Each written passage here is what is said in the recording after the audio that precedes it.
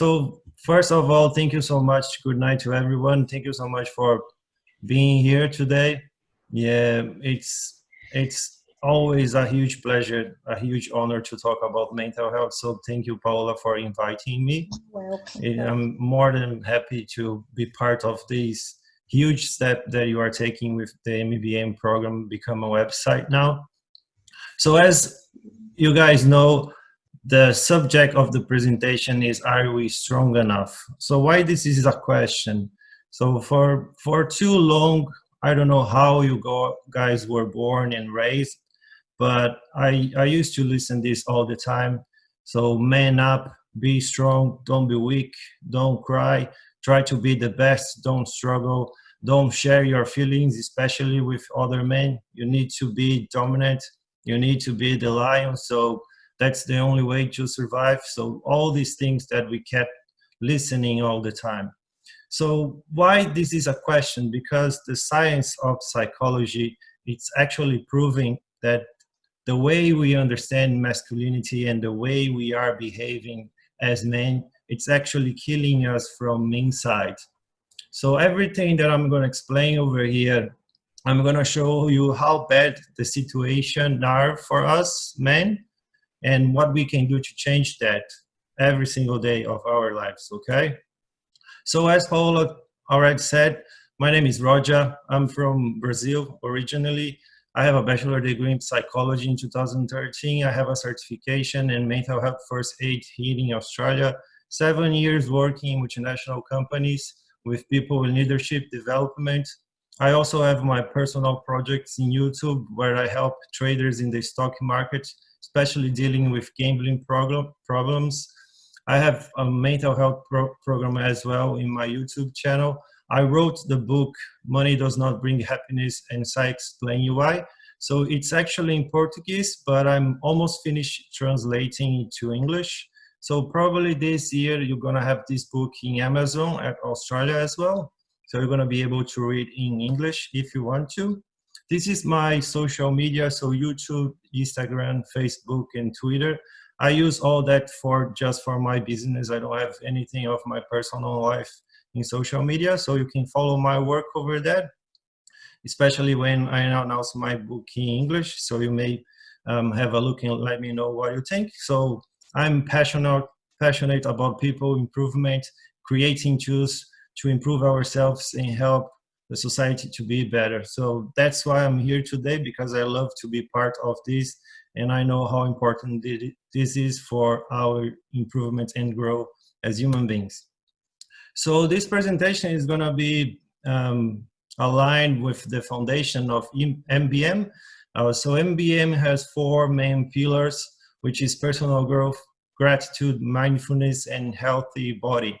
So these 4 aspects, if you are able to balance your life and make sure that you can apply each one of these things during your day, I can assure you that you're going to have a meaningful life every single day. You're going to be able to feel happiness and enjoy your journey. So this presentation is going to talk about how we can make that happen, because it's easy to say, but super hard to make it happen, okay? So I'm going to say a lot of information in a very short period of time.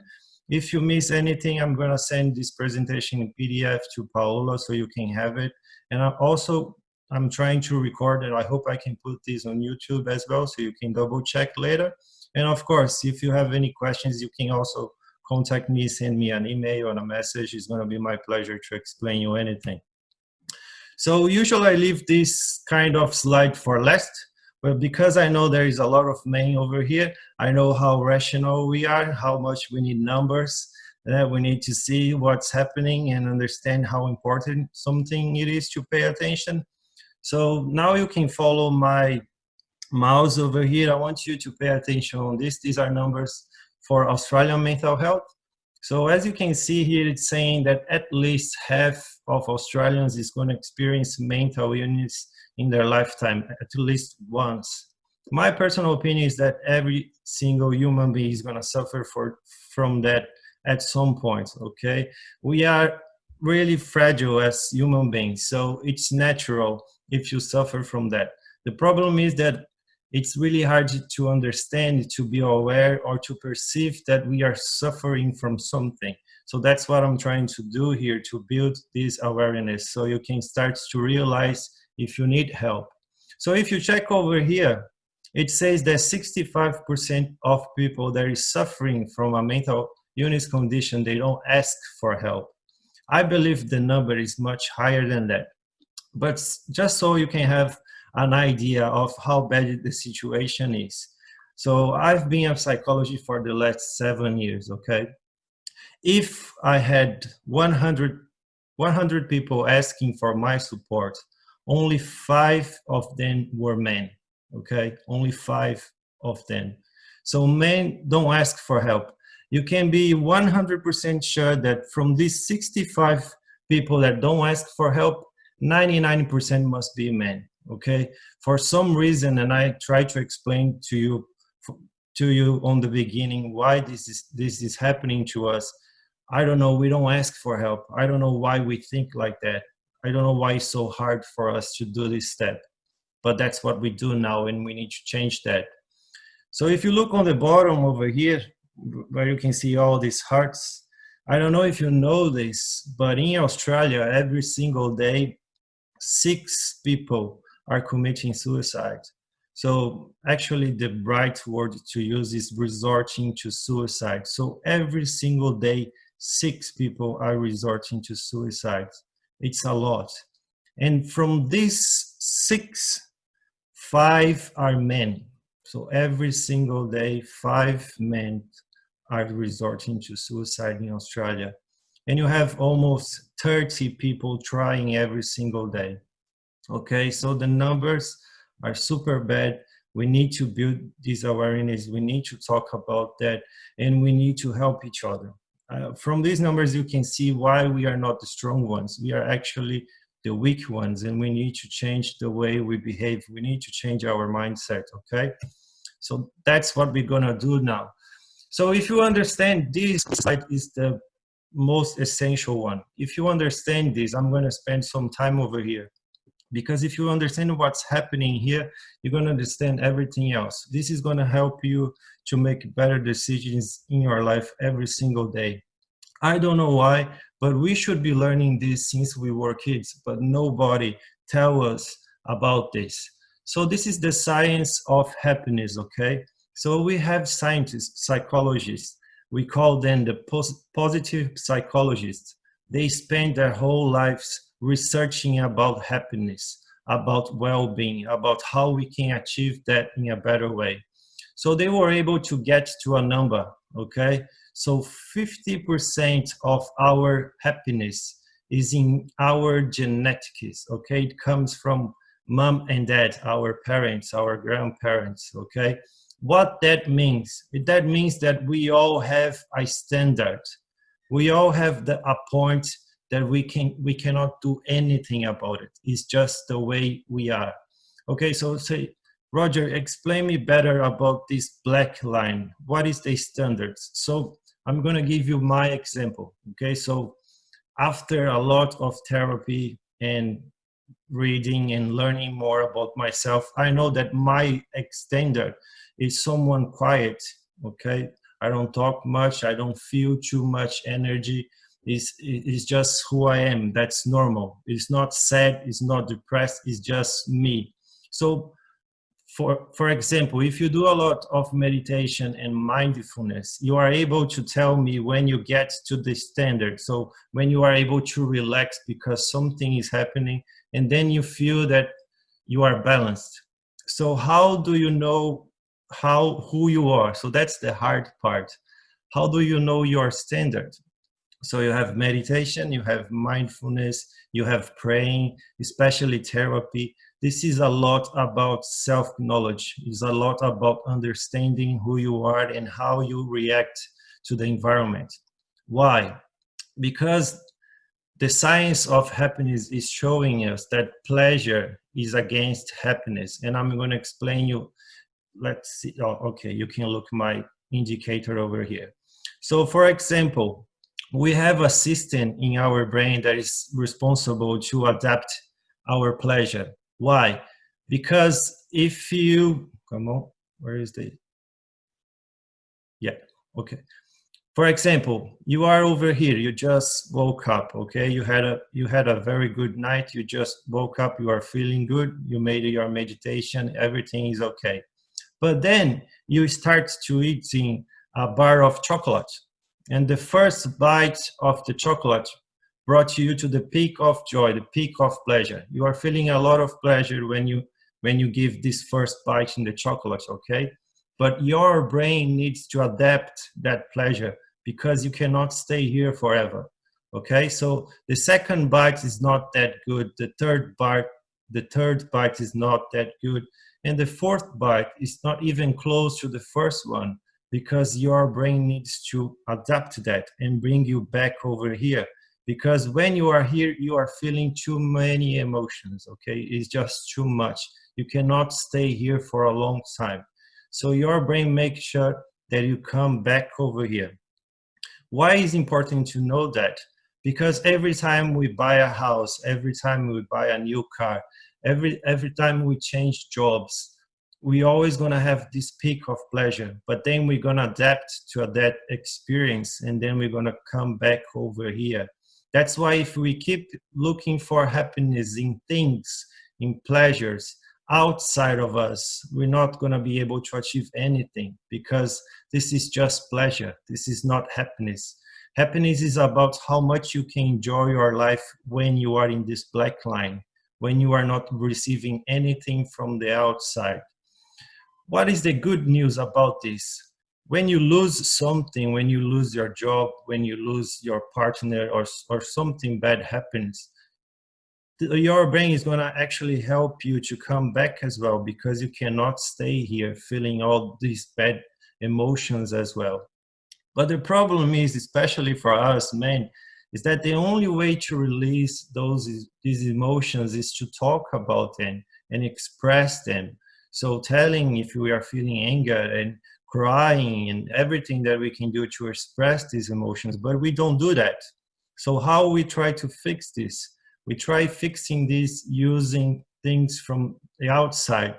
So drugs, alcohol, cigarettes, gambling, sex. Why? Because we want to leave this point and go back to pleasure. Okay, so that's why gambling is a huge problem over here in Australia, because you start to love the pleasure of gambling, and every time you go up there and you didn't fix what's happening over here, you're gonna be up and down again, and then up and down again. You are never here in the safe place. You are always behaving through your emotions. You never feel peace. You never feel happiness because you are always fighting to feel pleasure because you are running away from this point.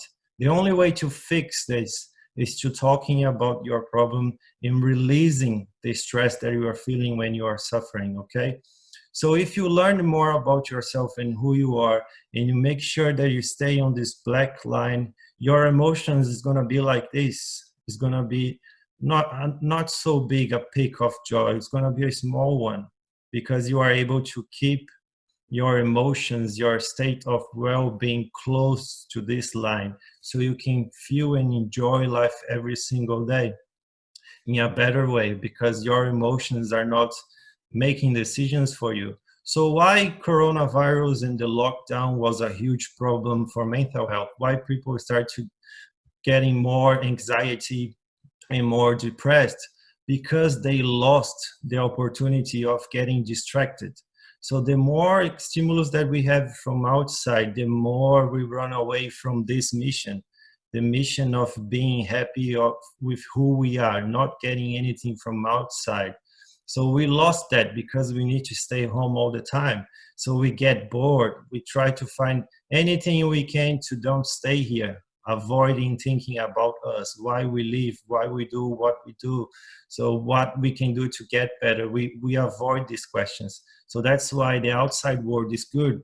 Work and pub and drinks and everything makes me distract myself from these hard questions. So that's why the lockdown are forcing people to reflect more about their lives and what they are doing. That's why this is so hard, because usually you need a professional help to do this in a healthy way, okay? So as you can see here, self-knowledge is the key to fix this. As more as you know about yourself, the better you're gonna react to this situation, okay? To don't be a slave of your own emotions, of your own pleasures, okay? To be able to make rational and good decisions. And there is something really important to understand here. So pleasure for our brain, it's everything that it's outside, and this includes human beings. So we understand human beings as an object like a car, okay? So if that is the main difference between passion and love. Passion is emotion, it's illusion, it's everything that your brain creates to create this amazing experience of pleasure, okay? And that's why you can only fall in passion, not fall in love. You can only fall in passion with someone from 2 to 4 years. That's how long your brain can feel pleasure from something. 4 years is the maximum. And if you check the numbers, 80% of marriage, of people that were married, they broke up after the second year. Why is that? Because they made their decisions based on pleasure, and pleasure has expired date. When you talk about love, you are talking about choices. It's not emotions. You just know it's the right thing to do and you just do it. You are not feeling anything. Passion, you are feeling something. Love, you are just choosing what needs to be done. Okay? So it's important to understand that, because sometimes we realize that we are making the decisions that are only based on pleasures. I just work out if I'm feeling good. I just do diet if I'm feeling good. No, there are a lot of things in our life that we need to choose because we have to do it, not because we are feeling good about it. Okay, so that's the main thing. That's the main point about happiness. It's being able to make decisions without being a slave from your own emotions, okay? And now we get to the second point, which is something actually really hard to explain. From a psychologist point of view, we have two main existential crises in life. What I'm talking about, existential crisis. So it's times when we think a lot about who we are, where we want to go, what we want to do, what motivates us, what is the purpose of my life, what I'm going to do with that. So the first one is going to be between 15 to 25 years old. You need to choose your university. You need to choose your career. If you want to start dating and build a family, or if you want to be single. So the problem is, if you don't know much about who you are, if you are not interested about understanding who you are and what motivates you in life, you're just gonna follow the crowd. You're gonna follow someone's life. You're gonna make decisions that are not your decisions.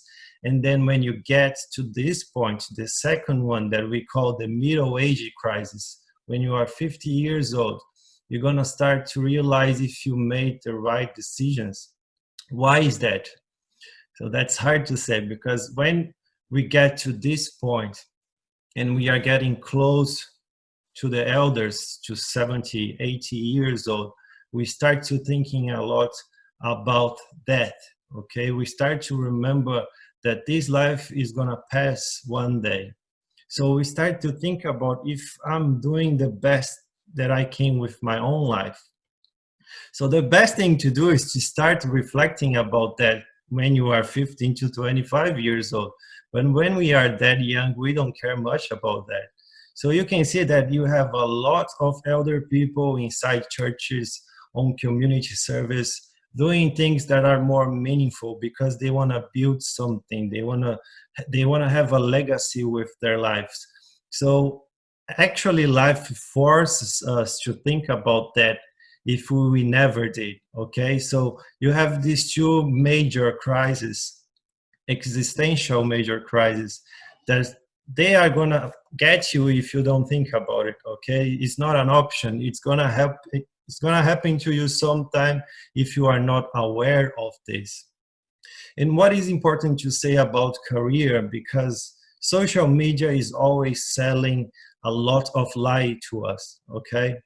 And they are always saying you need to be passionate about your job. You need to know what you love before you go to university, before you choose a career. And the reality is there is a course in United States in Stanford University. It calls Designing Your Life.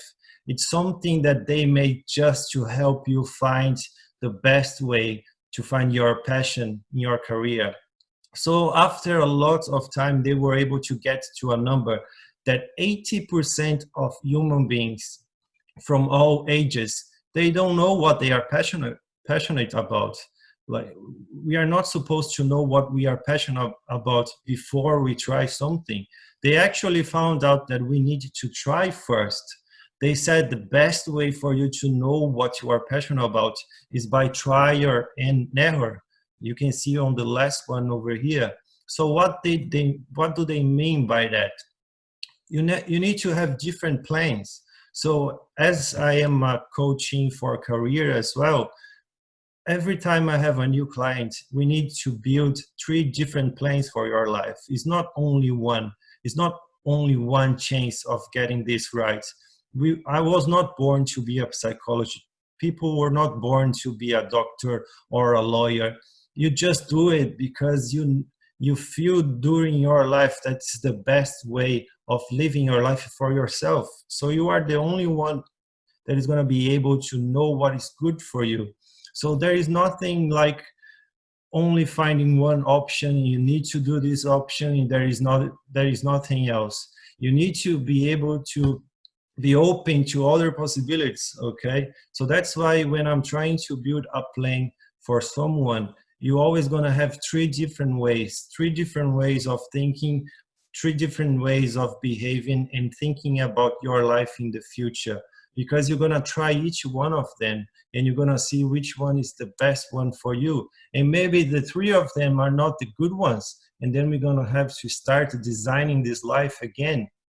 But the main thing is you need to make sure that you are doing something in the right way, that you are following the path, that you are enjoying this experience of living, of trying.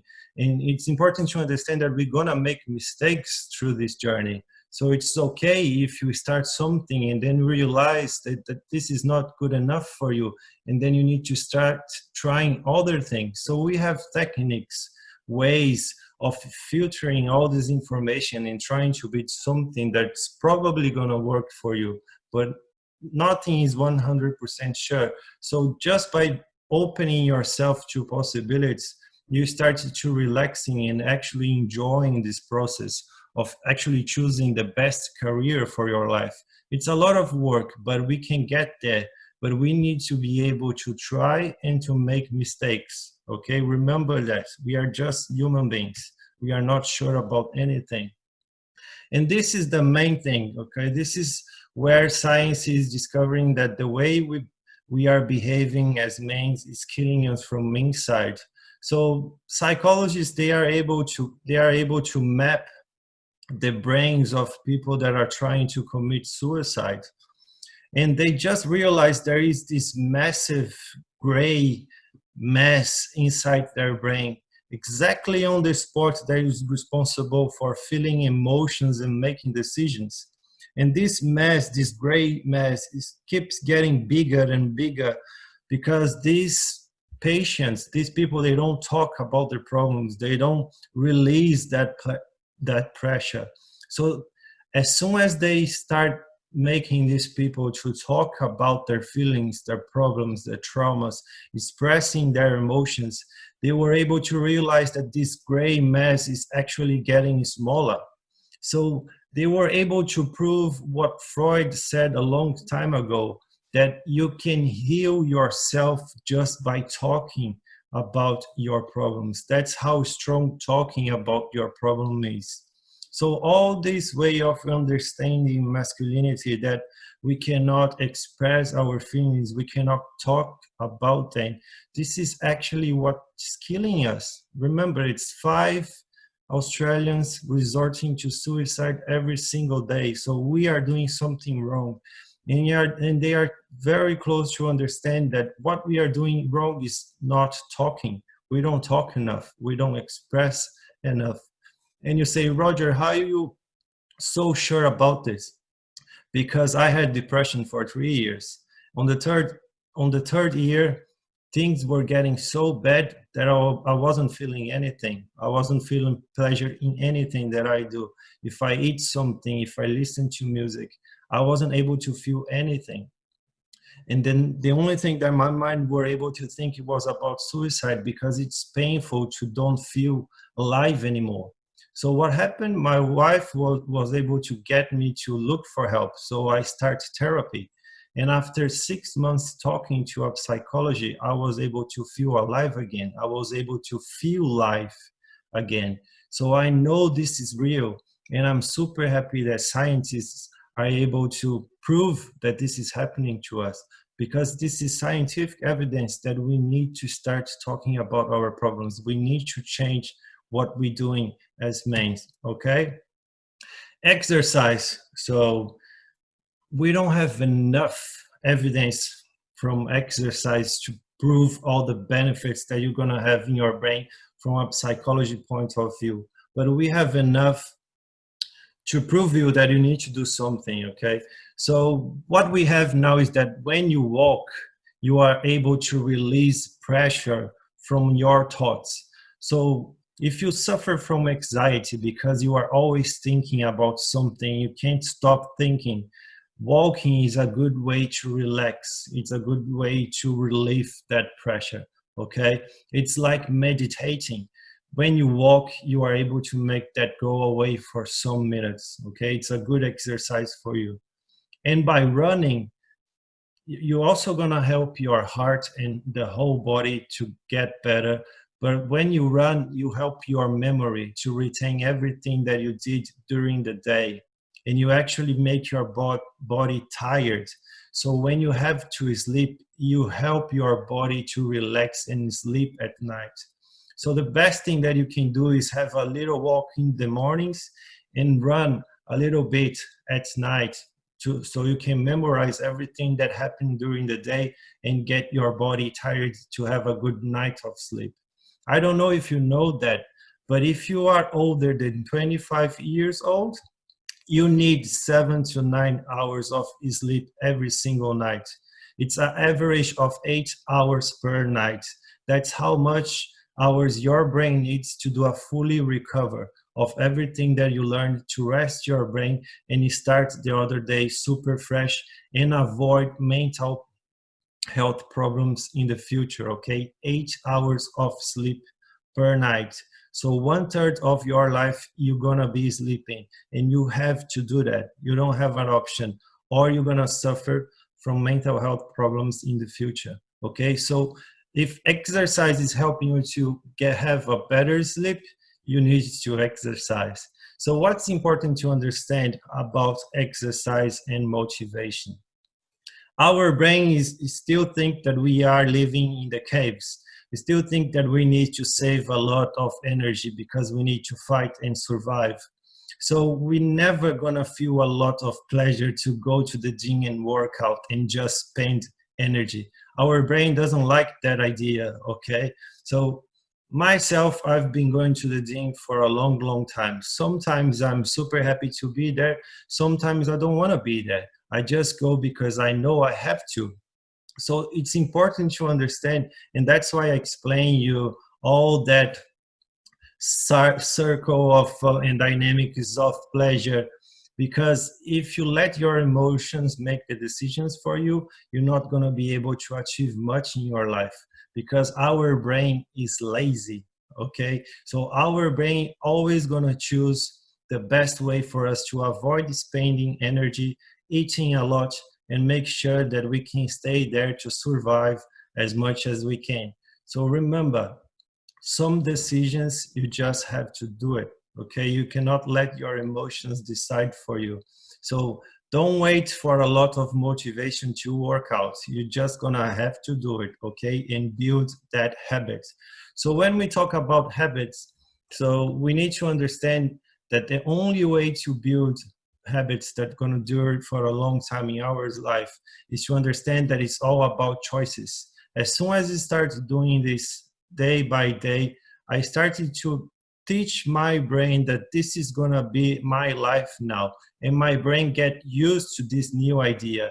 So in some weeks it's not going to be as hard as the first weeks. So when you start a diet, when you start working out, you need to start with small steps and make sure they are constant. The first weeks are always going to be the hard ones because your brain is still trying to understand why you are doing that. But after that, it's going to get normal and you're not going to have to worry about this anymore because your brain understands that it's time to work out. It's time to eat that food. It's just a normal experience to our brain. So everything that is new, your brain will try to reject. So be careful with that. Don't let your brain make the decisions for you. And that's why we have this last slide. Because if you don't know yourself very well, and if you don't pay attention of what's happening inside of you, your brain is gonna make the decisions for you. I know it's crazy, but it's real, okay? In psychology, we have this placebo effect. So we are able to lie to our own brain to have some kind of benefits. For example, we were able to divide two groups of 25 people each, and they both have depression on the first level, which is a level that we are still able to treat with only therapy, okay? When we told the first group, take this drug, it's a new drug, in 6 months you're gonna be great, it's off, it's amazing, okay? The second group, we said the same thing, but inside the drug there was nothing, so it was a lie, it was just a placebo. We want to try to see how strong our brain is in believing in something. So guess what? After 6 months, both groups had the same result. So the second group, which was taking a fake drug, got better just because they believe they were getting better. So our brain is super strong. If you believe in things, if you believe in the things that you are able to achieve, you can get there. So mindfulness, meditation, this is not just bullshit.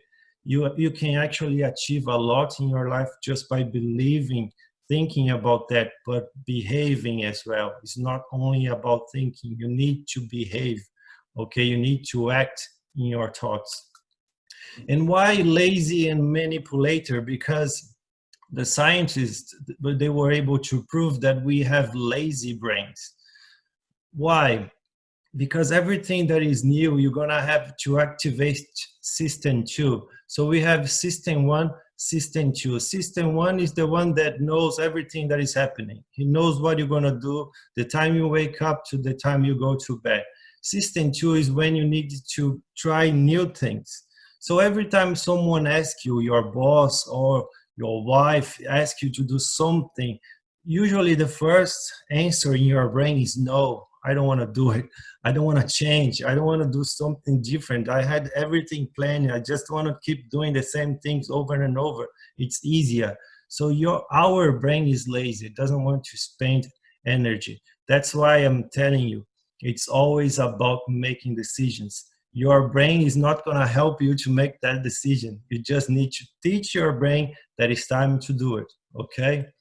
And this is the biggest problem, okay? So you can see over here that a lack of self-knowledge will get you to a life without meaning. But the big problem is this over here, psychosomatic disorders. What that means? That means that if you don't know who you are, if you don't respect who you are, if you are not doing the things that you like, that you love, if you are not respecting yourself, your brain is gonna get sick, and it's gonna make your body get sick to warn you that something is wrong.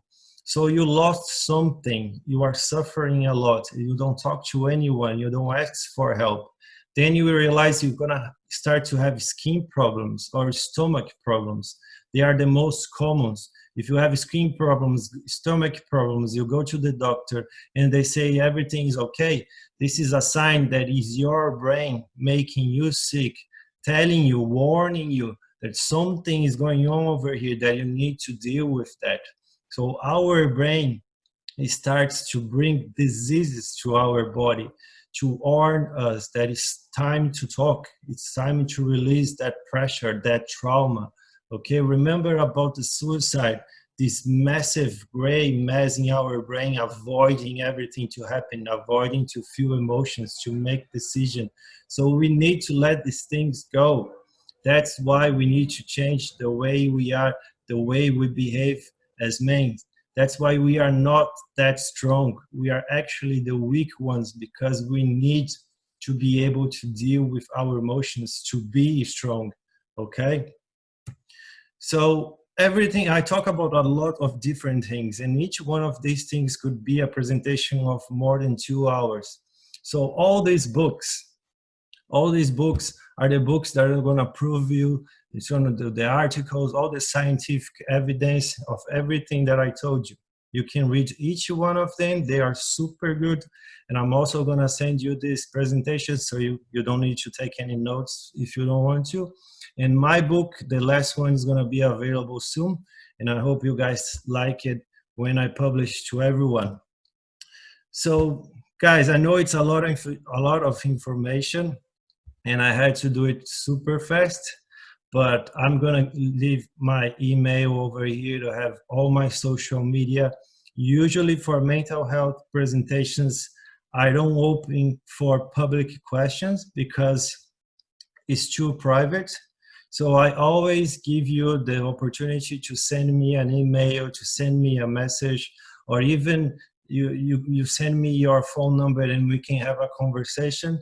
But if you have any questions, if you want to understand a little bit about anything that happened over here, because I know it's a lot of information, please feel free to reach me, to send me a message. It's going to be my pleasure to help you somehow to find the best way to deal with your problem or whatever you need. Okay, thank you so much for your attention. It was a huge pleasure to be part of this. Thank you so much again, Paola, and congratulations for the website. I know now you're going to be able to reach and help even more people, and I wish all the best for you and MBM. Okay, thank you guys. Thank you so much, Roger. Amazing. Thank you so much. Wow.